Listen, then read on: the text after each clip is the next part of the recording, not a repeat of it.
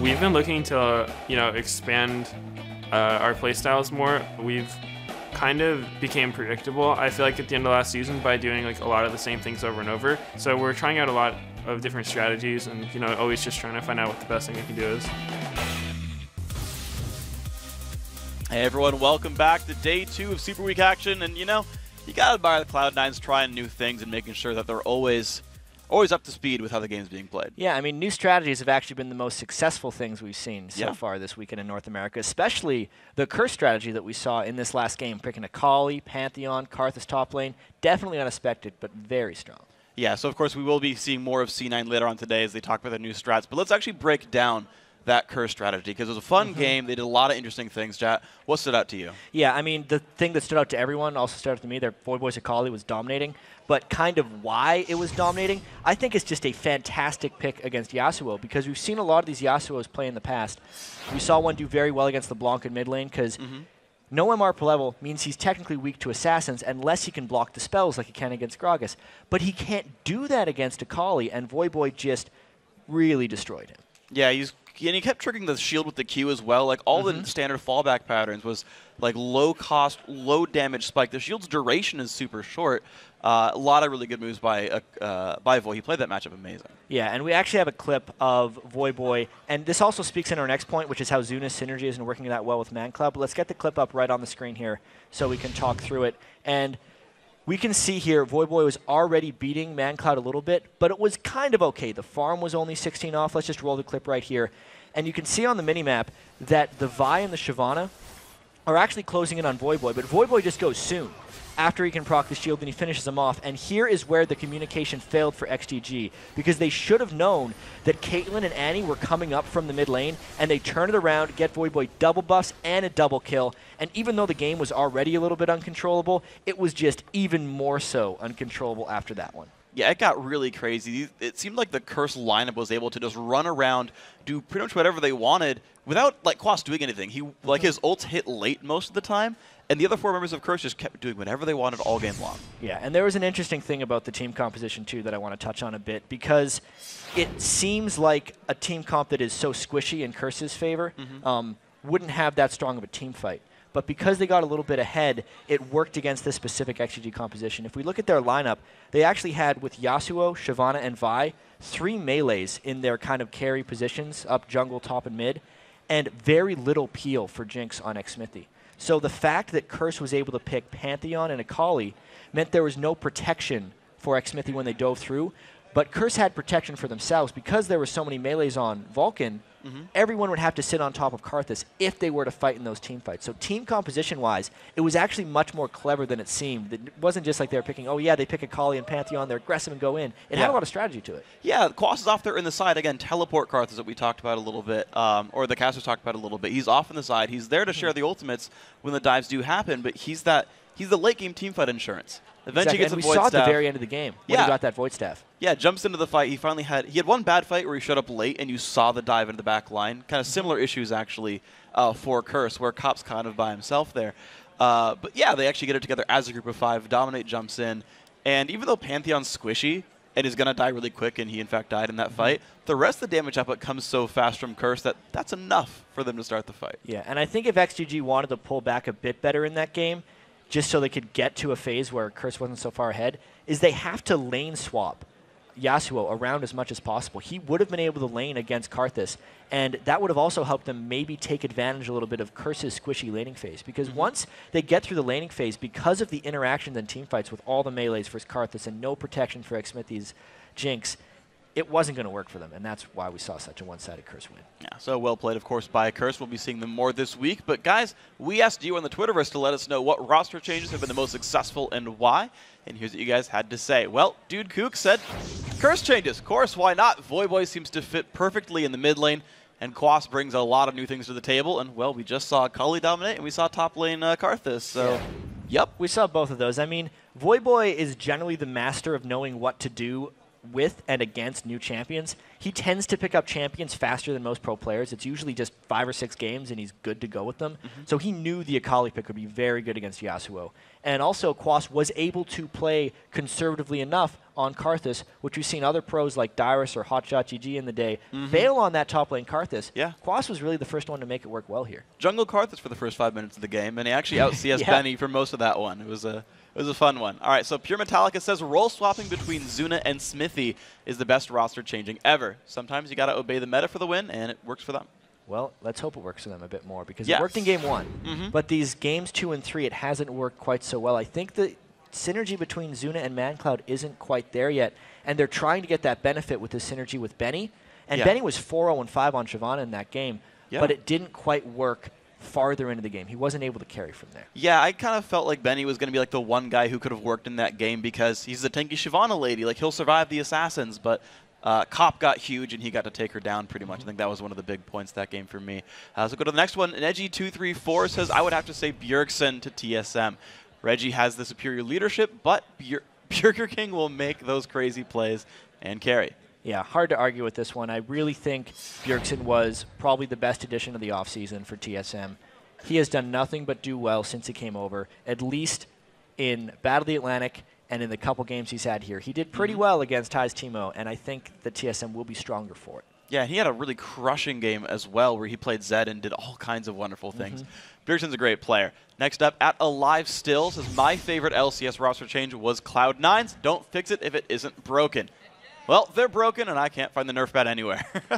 Well, it's interesting. I guess that's technically a proper answer to our LCS response, the most successful roster change, but they didn't change anything. I was hoping to see that, They actually. weren't supposed to, because they were doing so well. Yeah, actually, that was the response I was hoping to see. I figured they'd be good. They are changing strategies, though. That's what Cloud9 did say. It's true, and that's been very effective for them. Yeah, it so has. They keep the things that aren't broken, and they fix the things that are.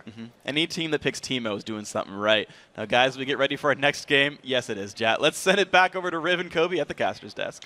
Thanks, Freak, and I'm with you, Jat. No. And now we have number 1 Cloud9 versus CLG, 2 undefeated teams.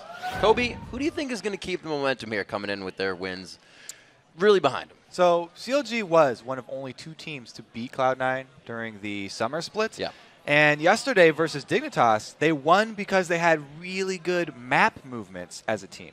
But, you know, they did have a lot of mechanical mistakes individually, as they admitted in their after-game interview. So we'll have to see if they can clean up those mechanical mistakes and keep the good aspects from yesterday, which were the map movements. And we just had a little talk about it. They were saying High.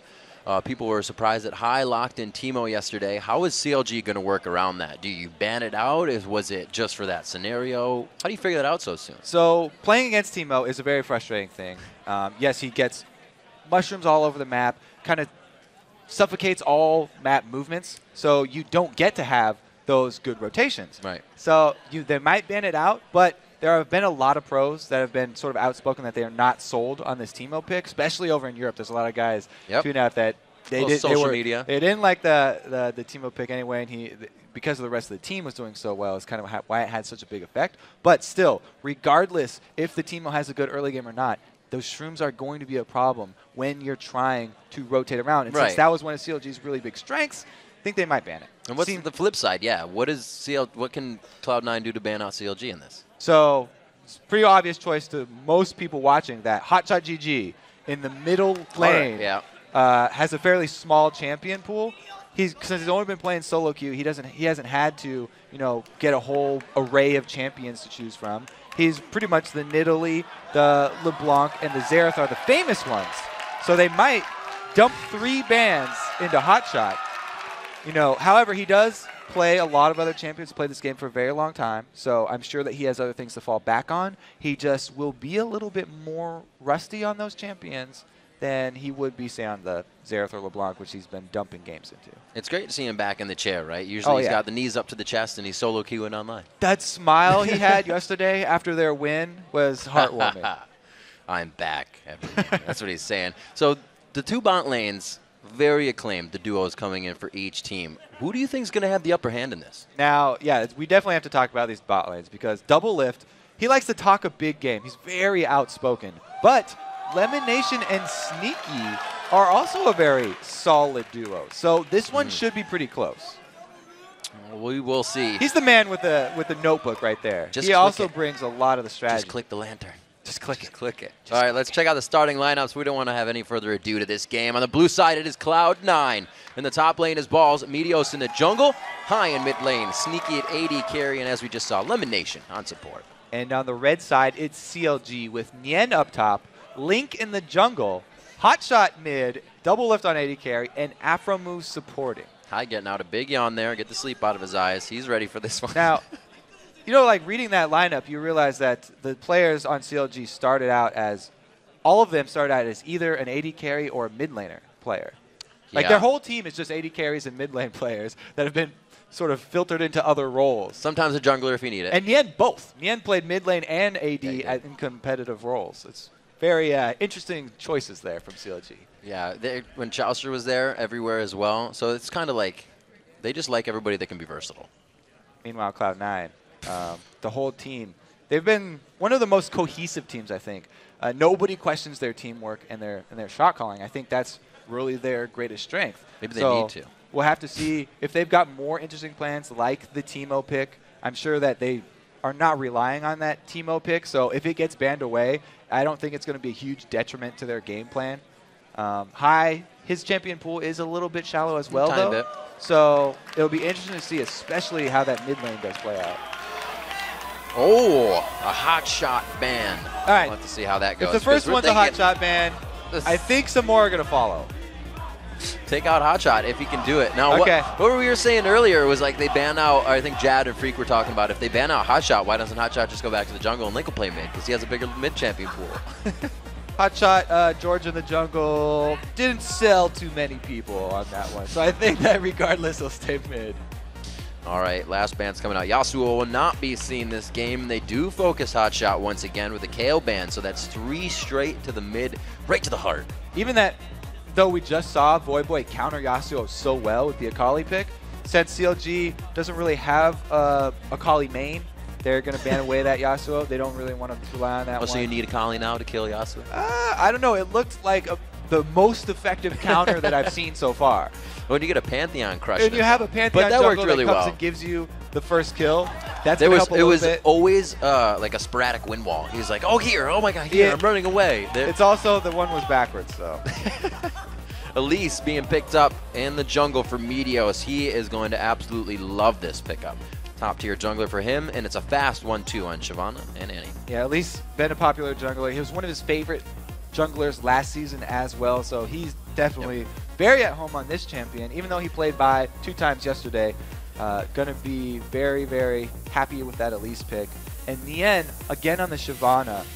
This is something that he's used several times over again. He usually does go for the Blade of the Ruined King early instead of the full tank Shyvana. Right. So I do like that as another threat coming from them. I like the damage over the tank. You always want to get in there and hit somebody. We do see that Gragas is still open as we go into picks and bans here. He's kind of been highly contested for the mid lane. He can definitely control the map, control objectives, control his lane by himself. This kind of glossed over this, but the last mid ban that was aimed at Hotshot was actually Hotshot's Kale, which is one of his sleeper champions. I thought it was a sleeper champion. I didn't want to give away, but they left open the Xerath. So wide out in the open. Xerath is open for him. This might be a bait into Xerath because Cloud9 are aware that everybody's aware that Hotshot's been spamming those games in solo queue. It could either be a Xerath. There's so many things, like you said. Gragas is open. Very interested to see if they actually pick it up first or if they want to counter pick with Hotshot, because High both teams are saving their mid lane picks right now so that they can counter pick. CLG will have the last say because they do have last pick here. Yep. So if they want to just hold on to that pick for Hotshot till the very last second, then they can wait and make High show what he's going to play.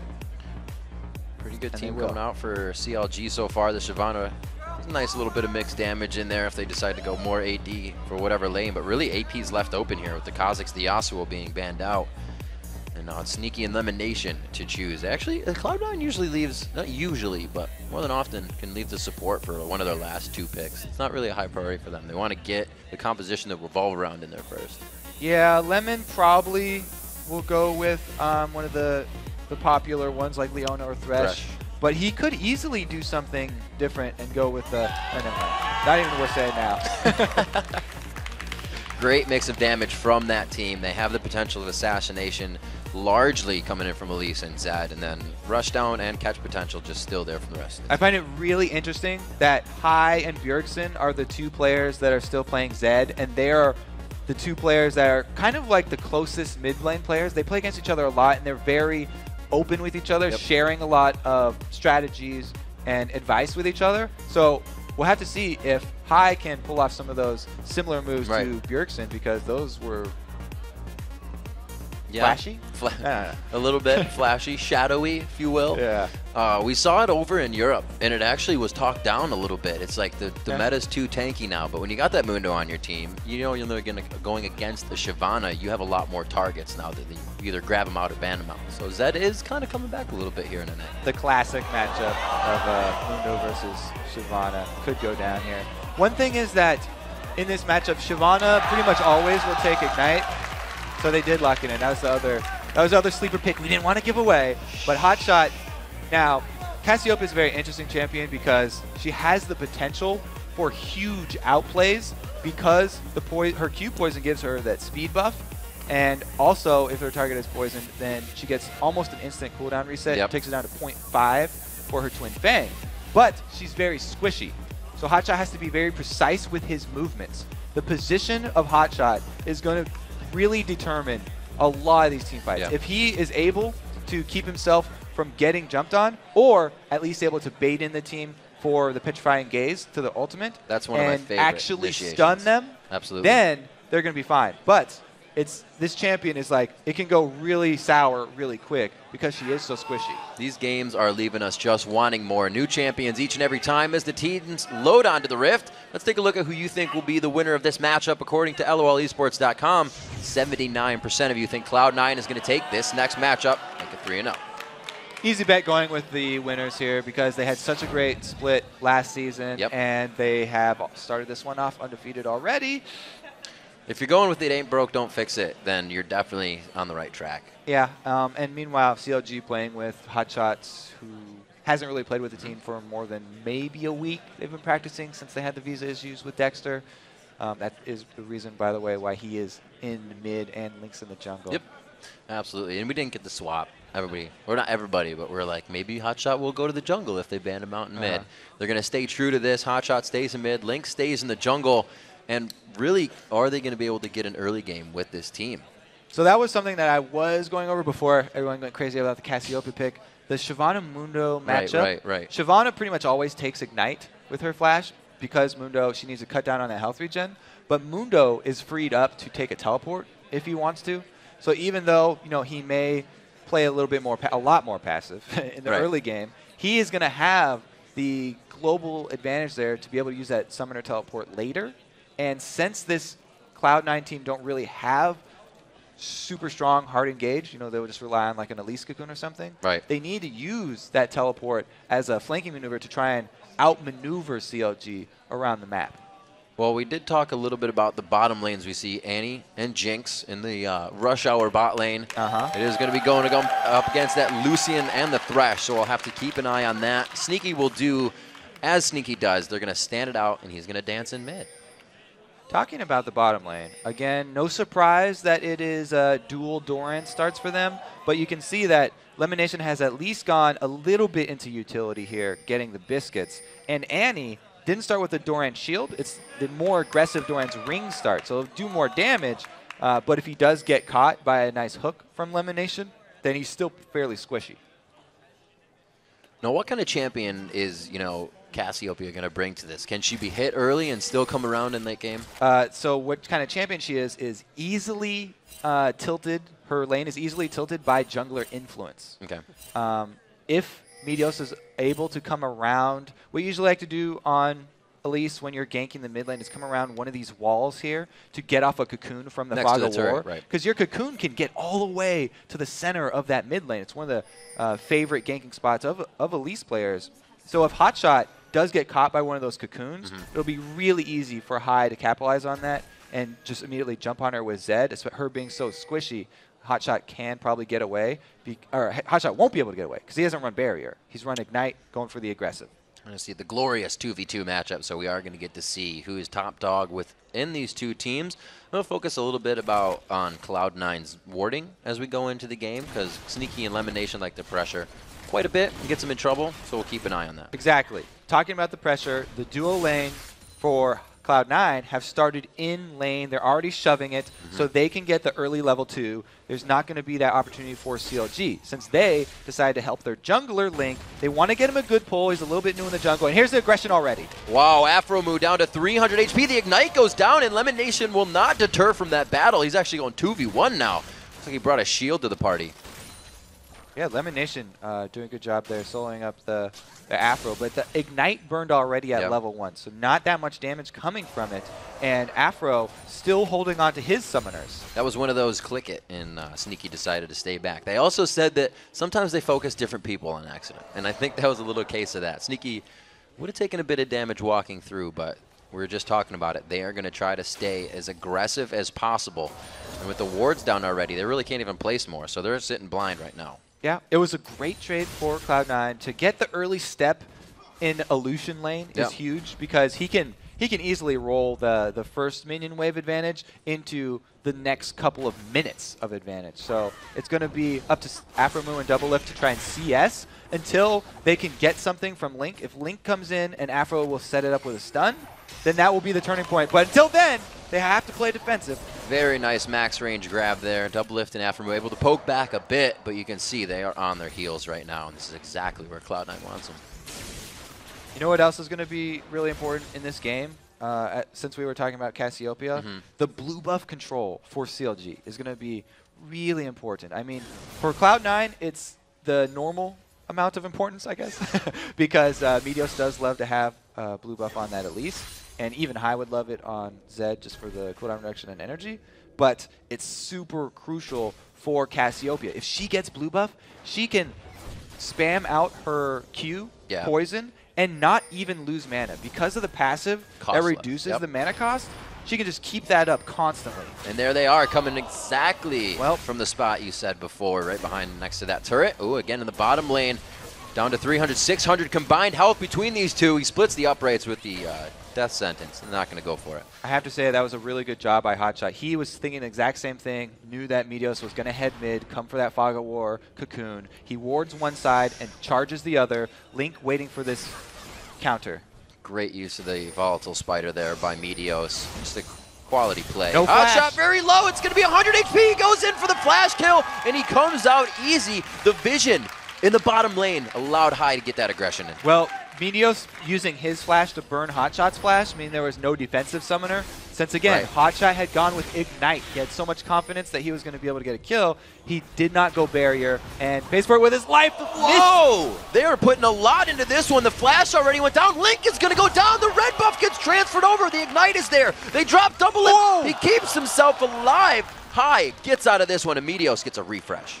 So that last gank there from Link, he goes for the flash then Vault Breaker, which is an easier move than the Vault Breaker then flash. Okay, so let's talk about the bottom one then, since we're showing this. Sneaky does get stunned up here, and they combo it. Sniper. Beautiful play right there, because I thought they were going to be on the defensive for the first couple minutes, but they turned it around with a very nice stun combo. This is not the live patch. This is before the activation of the Flame Chompers was increased. Right. At this point, you know, anti-stun more than long enough to get off those Flame Chompers. That was really quick adaptation by all the lanes. As soon as they saw the junglers weren't there in each instance, they took advantage to get kills. Right. And, oh yeah, talking about the junglers, I was going to say, since Link is sort of new to the jungle, yes, very new to the jungle, he hasn't had that many games on Vi, and even people who have played Vi for a very long time don't have the confidence to do the Vault Breaker cast and then flash at the end, because you'll lose a little bit of distance, and a lot of people just go with the flash and then Vault Breaker because it's very fast too, but he barely missed that one. So High was able to get out, as you saw, with maybe under 50 HP. Meteos going for pretty hefty damage as he goes Sork Boots first before even getting the stone in. Pretty aggressive by these guys. Level they want 6, to get their kills. 6. There it is onto Hotshot. I don't know if he's going to have the full damage necessary. His Ignite is down, but he's going to want him out of lane anyways. Talked about him being super squishy, and since he has not been able to buy the parts for his arm guard yet, he doesn't have the extra armor, and he has to try and CS with his long-range poisons. Oh! Very, very word! Deep dive by High, though, so that'll probably be able to answer No the assist? kill. Wow, No, he he didn't touch gets him! executed. An amazing play there by High, keeping himself out of range. Maybe he thought Link had it, had the damage. Meteos in the bottom lane goes for the repel, loses out on the turret aggro, which is what he wanted, and finds some minions in the back line, and somehow they walk out of here with about 400 HP. Oh, I need to go back and check if the cooldown was up for Link's E there to extend the range of his auto attack barely, but man, that was so close to touching High, and Hotshot didn't actually not get off any damage before he went down, so everyone's surprised right there. It was actually a turret execution, and the experience is gained, but not the gold. All right, so let's take another look at it. Two of these here. Qs is He goes in for the harass. He sees Link. Oh my gosh. At the moment he sees Link, he decides to go for the kill. Oh, he did have it activated. Okay, so Link did the right thing. Okay, I was going to say. Really good job by Link. He wanted to get that extra range for his auto attack, but even that wasn't quite enough. Why can't I punch my own minions? So close. Yeah, exactly. That would work. So we got about a 2,000 gold lead now, cresting in favor of Cloud9. See Nien doing a good bit counter jungling there. The blue buff not as important for Cloud9, but we were talking about that for CLG, so we'll have to make sure they get that here as we get into the game. The top lane we haven't talked about for a while, but it's because, you know, it's that classic matchup. A lot of people very familiar with this matchup by now, so probably don't have to go over that one too much. Mundo does have the advantage, though, since his teleport's still up. He hasn't had to use it. Shyvana hasn't actually been able to make anything happen early. Sometimes she can get a nice little bit of early CS lead, since Mundo plays a bit more defensive, but they're just tied up. Looks like, as you said, Nien going for his Blade of the Rune King build to start. Is that going to keep him split pushing, or is he going to want to be fighting and peeling late? You know, if the Blade of the Rune King's completed, then it gives him a much better chance of killing Mundo. Right. And it gives him a lot more threat there. So he can pressure that Mundo and try and keep him from being able to use his teleport. Nien, like Shyvana, or on Shyvana, always has the option of interrupting his teleport with the Dragon's Descent. Ward sitting just in front of Elimination may thwart this attempt, but Cloud9 goes very hard when they try to go for a gank. We've heard Meteos say that he does not approach a lane unless he thinks there is a good chance it is going to work. Aphromoo looks like they want aggression on this, and they've actually read it like a book. Link comes in from the other side, but is there enough help on Doublelift to make it work? He is going to fall first. Elimination almost just getting out, and Tibbers is going to take a swing and scratch him down to size. We got a few more kills coming out, 2-1 in the end. And Balls is not near Nien. No interruption on the teleport, so they can easily rotate after the gank down bottom, the successful 2 kills, into the objective. Grab the dragon. They have not only Elise, who's amazing at early dragons with all percentage damage, but they've got the Mundo with the cleavers and the ability to tank it. Even more gold here coming in for Cloud9, and they really just have a consistent income, whether it's from kills, what they're trying to take in dragons, or in the farm lanes. We're seeing 70 to 62, 82 to 84, kept nice in the top lane, but 67 to 51 as well, and there's not a Targons in that bottom lane. I think the biggest CS discrepancy may be between the junglers, and that's due to the ganks that Meteos has been pulling off. He's been going much more aggressive, as you would expect in the early game of Elise versus the early game of Vi here. Link's been doing a good job, though. He hasn't been wasting the time. He's at least been farming very hard. A lot of those are actually lane CS because he does come to lane sort of after someone's dead. Right. We've seen it a couple times now, and Hotshot definitely feeling that pressure mid lane with the kill potential of Zed. There's still kill potential in our bottom lane duo here that we were talking about before. Elimination still has Ignite up. Aphromoo is down along with Tibbers, so with CLG being pushed up so much, they may try something in this bottom lane. We said that's one that's going to have to win for these guys. And I like these really, really deep wards of Cloud9. They saw this Vi rotation, so they're calling for Zed to come down the river and counter-ganking it. A good flash there, but in the bottom lane, it does look like Elimination and Team want to fight. Aphromoo over the shoulder, or rather Doublelift over the shoulder of Aphromoo, and they leave Link to go down valiantly. High trying to come down and get a little bit of part of the fight, but it looks like he is just on the roam. Hotshot can't do much in mid, so High's roam is really working. Yeah, Hai has the ability to roam at will now because he's the one with the assassination potential, whereas Hotshot heading up top and Sneaky takes a stun! Oh, Sneaky from the side of CLG. There's the teleport coming in, or teleport going back, I should say, from Balls. He's going to walk right into Hotshot GG. He's waiting at the cooldown. Trying to get Hotshot back in. Oh, the Fang goes out, but he wasn't poisoned. That kind of kills the cooldown, and it's really going to be harder for the kill to come in, but he gets the auto attack from the snakes, throwing snakes. So we had the roam down bottom from Hai, from Zed. He was the one who got to choose where he wanted to roam first because he was ahead. Now he takes some hits from Link here on the turret.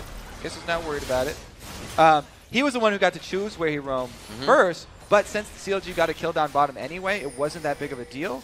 Hotshot, meanwhile, was able to shove the wave since Hai left and then head up top to turn around the brawl of those two top lanes. So the one turret now down for CLG.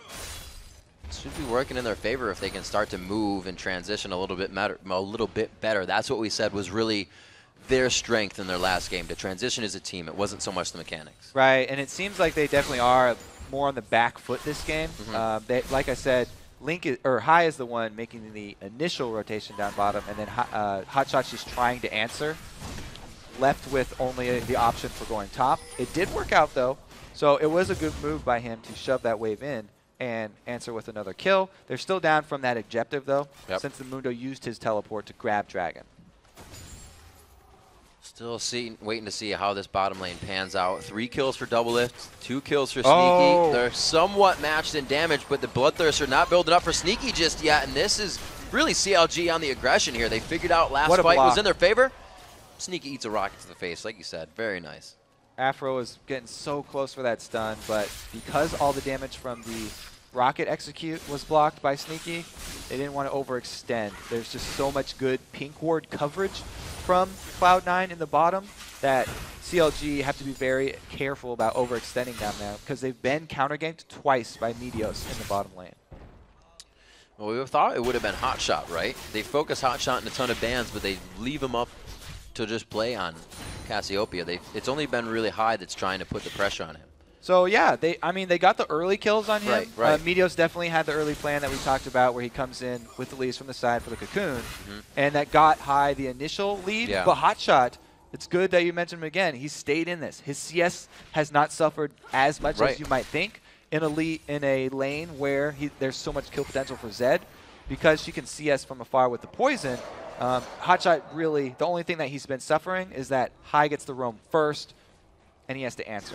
And Link, what is it really the reason that Link just is focusing bottom because Meteos is now that he can't give Hotshot help? Because we said that's a jungler tilted lane when it comes to it. Well, we talked about in the video, before this, the bottom lane are hotly so contested, important for both of these teams that a lot of pressure coming out the stun combo again. Lemon Nation, always on the front. Didn't quite get as far as he did out of that one, and it was really just a quick kill. Doublelift is grabbing these up. Actually, that went to Vi. I think if the live balance team needs an explanation for the balance changes that they gave to Annie and Jinx, then that clip right there is exactly what they'll show. They reduced the stun on Annie, and they increased the timer on the arming timer on those flame chompers. Right. So that combo is really hard, a little bit more hard to pull off now, but on this patch, of course, tournament round, still extremely potent, and that's why the Annie Jinx so much of a high priority for CLG. This is really great for CLG, not something you see them doing as a team, and that's dictating the first 2 towers of the game, and not letting Cloud9 answer. High doing a good job here too, because he has that kill potential on Hotshot. There's not a lot of options for Hotshot, and he has to give this ground up. You can see him quickly putting down a ward. If it's not the vision of the minions, they want the vision with a ward, and that is how they're going to gain more power and keep this snowball going. It's 2,000 gold, so that gap has been slightly closed by CLG. Everybody just returning to normal lanes as Cloud9 looks and has the timer for this dragon. Look to make theirs again. Yeah, it's really easy for them to go for these dragons because they gained that foothold in the center of the map so early. Getting that early game advantage in the mid lane means that Meteos has his choice of what side of the map he wants to influence most, and he obviously chose bottom, so they're able to get a secondary dragon and the turret. A lot of gold just sitting on the map that they're pulling out right now. Ball's missing the damage on Dragon's Descent and catches. Whoa! Assault Battery from outside the grounds, and it looks like Balls will almost go down. He's up to 200 HP again. The twin double bite. Doesn't even need to bite. Just goes for the regular hit on Burnout. So it takes them a bit longer since Nien went with the Sunfire over rushing Blade of the Ruined King, but Link shows up. They're able to get the kill anyway, and it works out all in their favor. They're able to get some turret damage as well. Really solid having the push be mirrored on both sides here. Counterlogic Gaming doing what they can to get that bottom turret, or I should say bottom of top lane. Looking for a double. Ooh, goes in on Link. The death mark's there. That is the kill. He tries to shadow back, and it's not going to be anybody there for him. Nien's going to leave the scene of the crime. He's going to escape with his life. Well, maybe not. Yeah, they got it. He's a dragon. He's fine. But he is going to meet a spider here in a second. I don't know if this is very good for a dragon. A dragon that's on fire and a spider. We're going to see what happens. The ward goes down. Meteos has level 2 Burnout. boots. Oh, as soon as he cut the angle and like got that fog of war, Burnout. He was out, peeling the tires. I was going to say Meteos has level 2 boots, but Burnout way too fast. Another good stun from Aphromoo. And Lemon Nation Double Lift misses the choppers on that one, but he hits the ultimate. So damage over stun is going to take that one. It does seem like there's a bit more miscommunication with the C9 bot lane. Lemon Nation has been kind of going in on hooks that I remember Chaucer was doing a lot. He usually just kill himself, and then he came around with it and it became so much better. But usually you see Lemon Nation being very methodical, figuring out where to go, and the team's been like 900 range behind him on these hooks. It's always dangerous when you start getting really far ahead of your team with your initiates. But he's landed some pretty good ones as well, and some really nice lanterns. By the way, up at the top one, he had a lantern that they were able to burn Double Lift's flash when he lanterned over Meteos. Right. So, you know, he's had some really good lanterns, and I think it's good that they do have the confidence to click them sometimes, even when he is deep. Let's take a look at the builds. The Spirit Visage trying to come out onto Mundo. We're still looking actually for a piece together here build. We thought Blade of the Ruined King quite quick for Nien, but it looks like he starts a Spirit Visage of his own here. Now, as usual, the big threat for CLG is Double Lift. They've got the 4 of the kills on him. Feed the striker. He's on, yeah, exactly. He's on the high scaling Jinx, which is one of his favorite champions. So their end game, they're feeling pretty confident, even though they know that they are behind some dragons right now. They're tied up in kills, and they're happy to let this game go a little bit longer. Nien, maybe not that happy. He does get away. So close. Run, dragon, run. He's been making it out quite easy of those engagements. However, that was really the first time he used Dragon's Descent to get out. Usually he's been going at balls with that one. So you can see that, you know, 1v1 kind of turning. All right, so we're talking about CLG looking towards the end game, as they often do. They're happy because their carry is fed, and they have tons of crowd control from their other sources here. Hotshot is building a bit tanky as far as stacking health is concerned, because he's got the Haunting Guys, plus he's going to build into a Rylai's, which makes Cassiopeia's poison turn her slows into AoE slows, or turn her poisons into AoE slows, and he will create a nice battlefield for Double Lift to easily maneuver around. Trying to get high into the split push here. We have balls coming out of the base. Everybody's about to meet up in middle. See what they can plan on a mid attack for the turret. 3-3 in turrets is Cloud9 really wasn't worried when they were losing all those turrets. It seemed they took the dragon and then boom, boom, boom, the turrets fell after. It was just what they had in mind for the time of the game. So it looks like CLG wasn't really ready for that, and it's kind of slowed down on both sides now. It has slowed down a little bit, and it looks like they will just return to the age-old Zed split push. Yeah, right. Hai's going to need some more wards, though.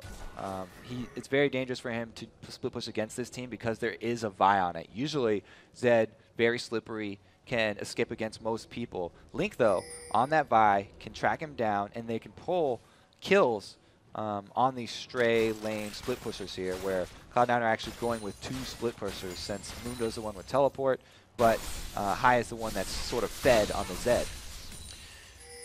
So until Cloud9, well, it might be right now, really starts to group, it might favor CLG. Hotshot's falling behind 40 CS now is starting to affect him. It doesn't seem like the mid lane is really what he's been doing for the past season. So his roam has been non-existent. As you said, High, been all over the place, and he's really making an impact at 3-1. Right, so what Hotshot's doing now is just trying to hold the mid lane. CLG are trying to farm up a bit before they go for their next engage, because they're definitely feeling the early pain from Cloud9 here. But they have confidence in their composition when it does come together. Hotshot, what he does bring to the table is amazing counter engage. Cassiopeia is one of the best when the C9 team will be charging them. If he can get them facing, then he'll get his stun on the Petrifying Gaze, and Afromu can follow it up with his second area of effect stun. So 2 area of effect stuns plus a Fed 80 carry is a good recipe for winning team fights later. Super excited to see it. I remember it was all the way back at All-Stars they questioned which champion do you want to see, and I was like Cassiopeia. So I've been waiting this long.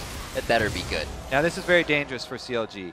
They know that the dragon is up, but going to face check it there, even though they were super late and there was nobody left, it's a real dangerous move because they were running down vision of that Cloud9 already had, and they could have been walking into a trap there. Dragon already taken by Cloud9, another extra global gold lead for them, and CLG is also out of position now. Yeah. Since they rotated down to the Dragon, not only do they give up Dragon, but they're also giving up damage on the turret. Not enough words for CLG around here, and Cloud9 knows the position they can take. It's going to be a back Stun deep combo. dunk by Link, and he goes in. Can he get the kill coming out onto High? They do shut him down. He does not get to use Deathmark within this fight as it was still down.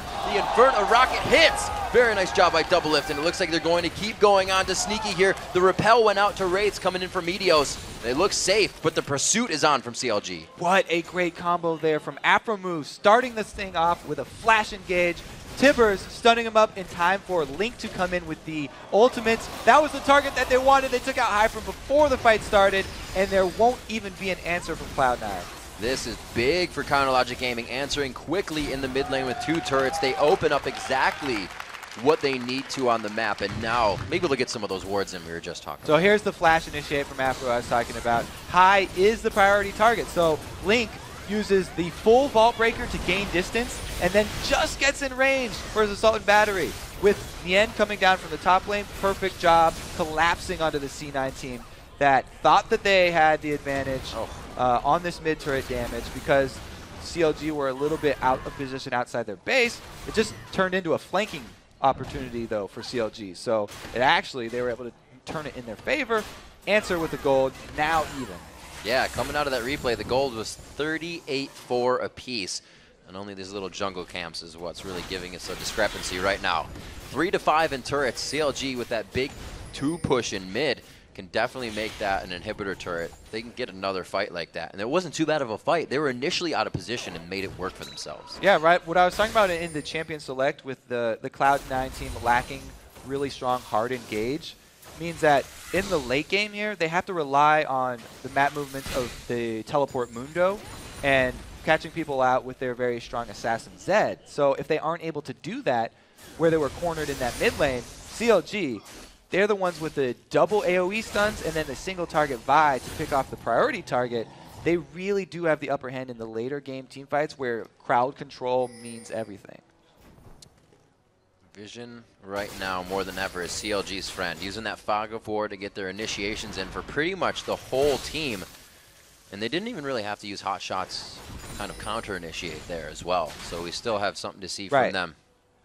That was one piece that was missing. Like, the only thing about Cassiopeia's ult, it's not going to stun when your opponents are running away, so it's not a good chasing tool.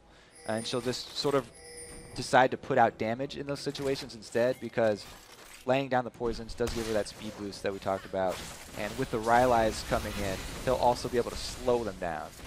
And it's hard, too, to fight as Cassiopeia, like you said, the mechanics. You miss a poison and you feel almost useless because you try to use Fang if you miss poison and you're like, all right, I wait 4 seconds before I really help anybody. So we'll see if Hotshot can get these mechanics down. He's 1, 2, and 2, sticking with that CS as much as possible. Like we said, he wasn't able to roam earlier, and High has really been enabling his team along with Meteos, both of them.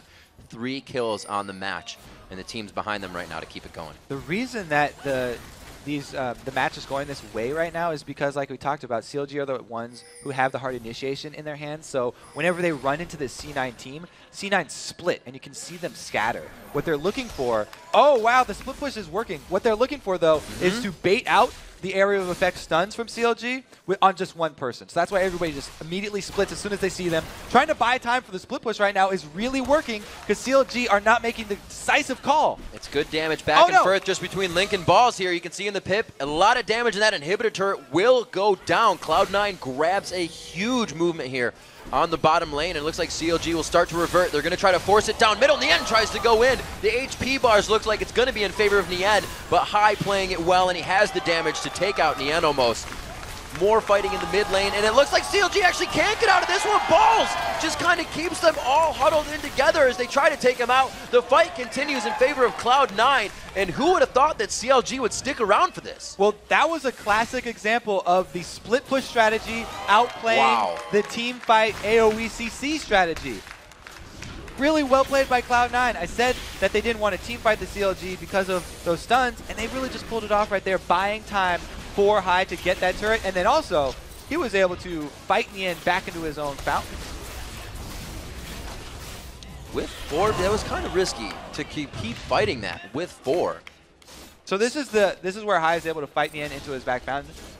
It's because he's waiting for his energy right now. He can finish up this inhibitor, and then he goes for the burst stun in the end.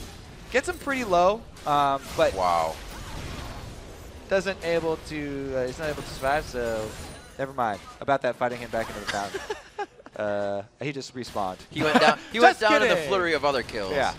So looking now even more at Hotshot's build, the Rylai's is an orthodox item for a Cassiopeia to get, but they're even more trying to enable Hotshot, feed him the ball as much as possible. They're kind of putting all their eggs in one basket too much. All right, so much happened in that last split push that I got confused and it was wrong. All right, so Hive did get his inhibitor, but he went down in the end. Right. However, CLG, the initiate that they decided to do after Nien left, the 4 versus 4 initiate, was the questionable move because 4 versus 4, they weren't able to pull off the AoE stun. No. They overcommitted there, and Meteos did land his cocoon, so the 1 CC there for C9 did make it count. Whew. The damage of that fight before was kind of odd too, because you have Balls taking damage and Link. Link doesn't have an ultimate that's going to heal him up. So they really started to lose just the beginning of that fight. But 12-12 now, as they are doing what they can. They have to be, or not have to be, but they're kind of forcing themselves into these instances of engagement. We'll see if CLG can finally get that counter engage. It kind of plays into what they've always done. They sit back until they get the fight. So we're going to see them in their base at some point for the next 15 minutes. And that's what they need. Yeah, CLG, now that they sort of lost the crucial mid-game point where they have the advantage of the team fight, but Cloud9 have the advantage in split push, and they make the slightly misstep there around the Baron area. Did definitely cost them, and they'll have to play defensively now. But wow, that was just such high-level team fight versus split push play right there. It was pretty much the classic matchup, and just a little bit of a misstep by the 4-man team that was around Baron. Oh, High going in deep. He tries to use the ultimate, but it hits the back of High, and it looks like Hotshot now will be dove on. Not too much crowd control. Aframu has the stun ready in just a few, but he is holding it even more to help for the rest of the team. Nien is going to be the one to go down. Cloud9 does find one, but they were going deep for that, and the turret wasn't even there in their eyes. And this is why so many people talk about the team play of Cloud9. They were so composed during that Baron standoff, and then they were also very committed to this dive here in the middle that this is probably going to be the end of the game. And once again, an amazing game by Cloud9, coming in very strong. A 30-minute game possibly here as they take down the rest of Counterlogic Gaming outside their base. At least the first pick going into the hands of Meteos at 7-0-5 this game. Other teams definitely going to take notice of that. The Nexus is going to fall. Cloud9 stays undefeated in the spring split of 2014. Oh, can they get double too? Oh dear. That KDA.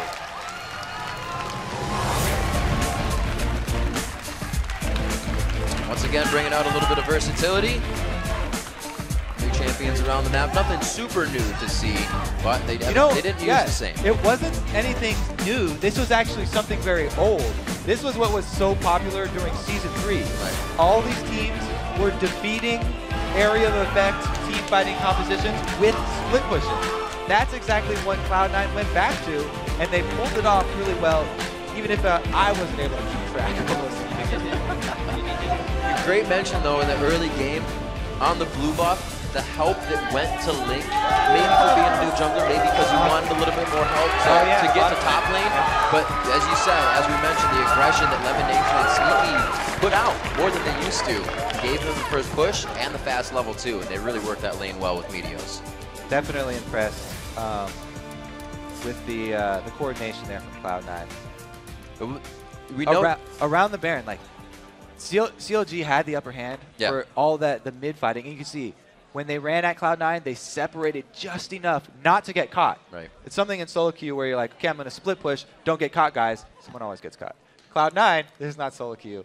They were able to play that so well and keep in range of Baron that they put CLG into a hot spot where their comms, I really want to get a listen into their comms, their voice comms, during that situation where the split push was going on, because that's when it's most crucial. Well, it has to be hectic, because one of our main points coming in here was that Hotshot, GG, and team were able to roam as a unit, right? And then he was on Cassiopeia this game, which no roaming for the rest of the team. Nobody got help. Nobody had any assistance for whatever was happening in lane. But High was, and so was Meteos. So that just escalated the punishment even more. Getting that early flash burned on Hotshot and then High turning it into a kill definitely dictated the early game, because mid lane is such a swingy position for the junglers then to exert their will. And you can't say that CLG didn't do good as well, especially in the early game. They got that kill. As soon as they killed Hotshot in the middle, Double Lift and Afromoo said, we got to take matters into our own hands. And they started picking up a few back and forth kills. But overall, Cloud9 just stops that at some point. Doesn't let you get the comeback. A really good answer, chaining those CCs. Yeah, they did. We got to take AFK. We got to go AFK for a quick break. But when we come back, Freak and Jat are joined by Cloud9's Meteos. Then Dignitas will take on Team Solo Mid. The 2014 NALCS Spring Split continues after this.